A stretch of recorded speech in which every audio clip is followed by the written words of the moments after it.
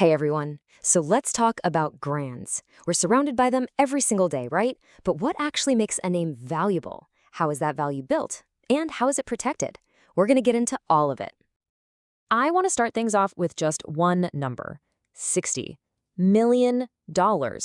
Just let that sink in for a second. What on earth could be worth that much money?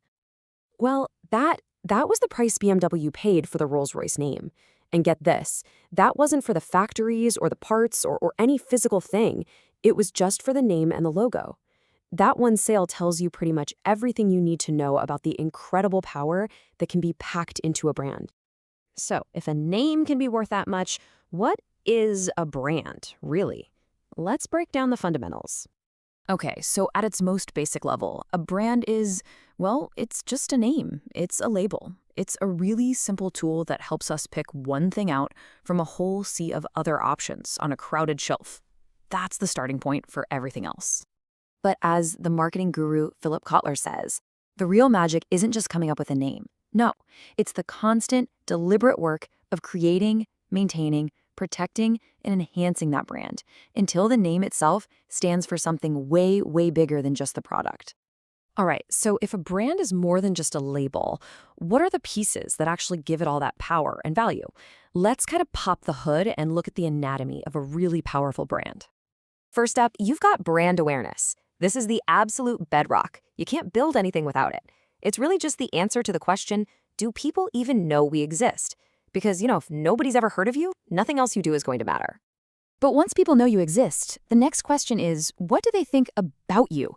And that's brand image. This is where we move beyond just simple recognition into this whole web of thoughts and feelings a person has. Is your brand seen as cool, trustworthy, a bargain? This is the actual real estate a brand takes up inside a consumer's head.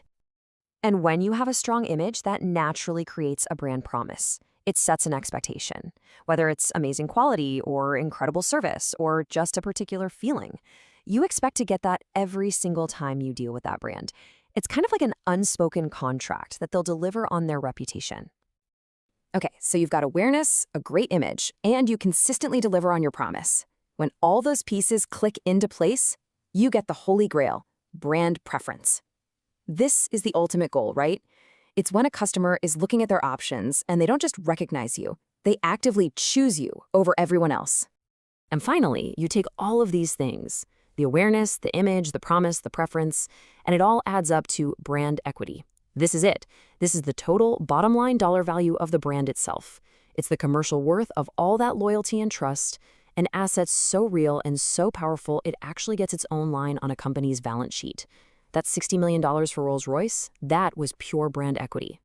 So let's just quickly put that all together. Awareness is basically, do they know you? Image is, what do they think of you? The promise is, what do they expect from you? And preference is, do they choose you? You can see how each step just builds on the one before it to create real, measurable value. Okay, so we've established what brand value is. We get it. But in a marketplace that is just louder and more crowded than ever, how do companies actually build that value and then defend their turf? Well, the answer really comes down to strategy. Specifically, it's about carving out a unique space for yourself through something called positioning and differentiation. So, brand positioning is all about finding your specific spot in the consumer's mind compared to everyone else. It's not about trying to be the best at everything. It's about being known as the absolute best at one thing. Are you the luxury option, the budget-friendly one, the most innovative? You have to pick your lane. And this is a great way to visualize it. Marketers will literally map out the market.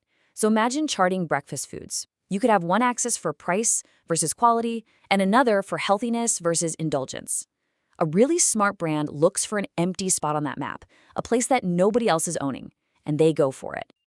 So once you've found your spot on the map with positioning, how do you defend it? Well, that's where differentiation comes in. If positioning is about finding the space, differentiation is the hard work of making that space uniquely yours and then telling everyone exactly why it's so special. Here's a perfect, crystal clear example. A mobile company could just offer general services for everybody. Fine.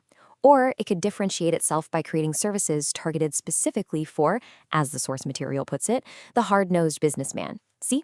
They're not trying to please everyone. They're trying to be the absolute perfect choice for someone. That's differentiation in a nutshell. Now, what happens after you've built this powerful, well-positioned brand? Usually, the next step is growth. But trying to expand a brand comes with a huge opportunity and an equally massive risk. First, it kind of helps to know there are a couple of different ways brands are structured. You've got your flagship brands like Coke, that's the undisputed star player for the Coca-Cola company.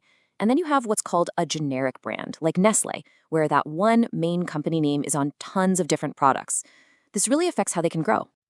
And that growth often happens through something called brand stretching. You might also hear it called brand extension. It's basically when a company takes the power and trust of a successful brand and uses it to launch a product in a totally new category.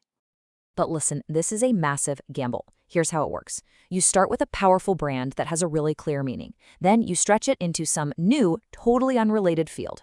The huge danger here is something called brand dilution, where the original meaning just gets watered down. I mean, think about it. If a brand known for super rugged outdoor gear suddenly starts making, I don't know, formal evening wear, what does that brand even mean anymore? The core message just gets confused and weak. Okay, let's wrap this all up. What are the big takeaways? We started with this crazy idea that a name alone can be worth millions. That value, which we call brand equity, is built up layer by layer through awareness, image, and preference. To build it, smart companies strategically position themselves and differentiate to stand out. And finally, while they can grow by stretching that brand, they always face the risk of diluting the very power they worked so hard to create in the first place. So, I'll leave you with this one question to think about. The next time you're out shopping and you find yourself instinctively reaching for that familiar name, just pause for a second and ask yourself, are you just buying the physical product in that box? Or are you really buying the promise that brand has so carefully built inside your mind? Something to think about. Thanks for tuning in.